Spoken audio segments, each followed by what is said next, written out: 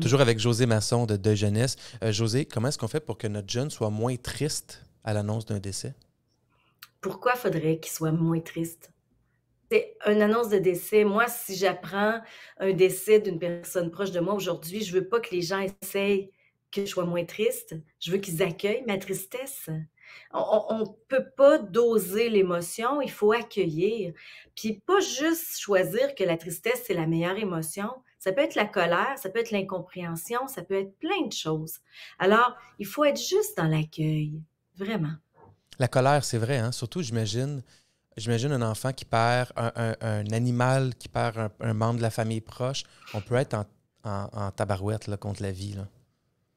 On peut être très fâché contre la vie, contre la personne, contre le médecin, contre celui qui a provoqué l'accident. On peut être très fâché contre maman qui l'a pas empêché de sortir ce jour-là, contre soi-même parce que Mm. on n'a pas dit quelque chose ou on a dit quelque chose qu'on n'aurait pas voulu. Toutes les émotions sont légitimes, puis malheureusement, on associe deuil avec peine. Mais c'est aussi souvent de la confusion chez nos jeunes.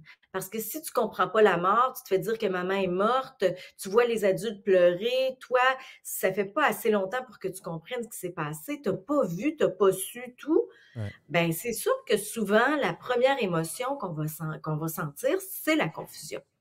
Puis, quand il y a une expression de colère, je l'aime cet exemple-là de la colère, comme parent, là, je suis sûr que le premier réflexe de la majorité de parents, moi inclus, c'est de dire mais non, sois pas en colère, c'est pas de sa faute, c'est pas de ta faute. Tata. Je comprends que c'est peut-être pas le bon réflexe. Il faut juste la laisser s'exprimer, cette colère-là, c'est ça? Faut la laisser s'exprimer, mais effectivement, tu as tellement raison, le sentiment de culpabilité. Quand un jeune dit: «C'est-tu de ma faute?» ou qui dit: «Ça doit être de ma faute», le premier réflexe adulte, c'est de dire: «Non». Mais dans ce temps-là, là, on est en train de lui rendre illégitime son sentiment de culpabilité. Puis on sait très bien en tant qu'adulte qu'on peut en vivre nous aussi des sentiments de culpabilité. Il faut laisser la place à ça. Il faut que ça s'exprime. Moi, je dis toujours, ce qui s'exprime pas, ça s'imprime. Puis s'il peut pas le dire à son parent parce que son parent lui dit: «Non, non, non, c'est pas de ta faute», à qui il va le dire après? Il le dira à personne. Puis ça va grandir en dedans de lui. Puis ça peut être destructeur. Tu sais, si on veut le bien-être de nos enfants, il faut qu'on les laisse nous parler. Puis ce qui s'exprime pas s'imprime. C'est tellement bon. Puis ce qui s'exprime s'envole aussi, hein? C'est une façon de se Mmh. libérer, de le Ça dire. s Ben oui, ça Euh, soulage. On a toujours dit à quel point c'était étonnant comment l'être humain, tu sais, c'est la base de la relation d'aide dans la vie, c'est comment l'être humain, quand il se sent écouté puis qu'il a pu s'exprimer, tout ce qui paraissait épouvantable devient plus facile. C'est ça, autant pour nos ouais. petits que pour les grands. Mmh. Est-ce qu'il y a des deuils qui sont pires que d'autres? Ou l'autre question qui vient avec ça, c'est quel est le pire des deuils? Je suis allergique aux comparaisons. Le pire deuil, c'est le nôtre, c'est celui qu'on vit. Parce que c'est celui-là. Il y a pas de type de décès pire que d'autres.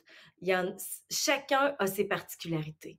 Alors, le suicide a ses particularités, la mort accidentelle, la mort subite, la maladie, tout ça, on peut pas comparer parce que ça a beaucoup de différences et le jeune lui-même a plein de différences, tu sais, il a sa Ouais, ouais. personnalité, son histoire de vie. Alors non, moi je veux pas qu'on compare, je veux qu'on accueille ce qui se vit tout simplement. Voilà, c'était la deuxième capsule sur le deuil avec José Masson de Deuil Jeunesse pour vous informer sur leur service deuil-jeunesse.com. Et on se retrouve pour la troisième capsule, mais aussi allez voir la première si vous ne l'avez pas déjà vue.